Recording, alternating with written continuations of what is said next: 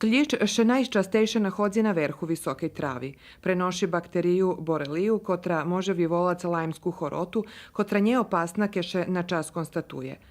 U poznejším stadijumu tota chorota spričinjuje komplikaciji. Jak zaštititi životinji dozname od veterinara z Uzruskого kerestura Mihajla Semana.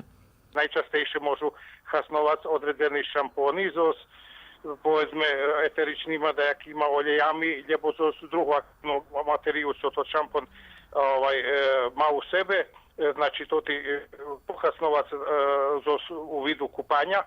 Druhý spôsob to odredzený tie zmečky, ktorí takisto bardzo dobrí i ja ich najbardziej i preporučujem, pretože v mojim dumanju najlepší na dlhší čas a i dosť sú sigurní.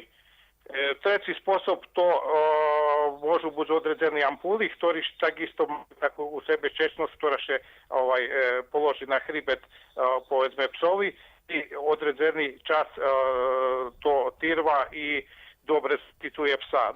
Dario Ačimović z Ozjevnog komunalnog podprijenstva ciklonizacija naglašal, že še u Novim Sadze željeni povrhnosci tretiruju od klišćoh.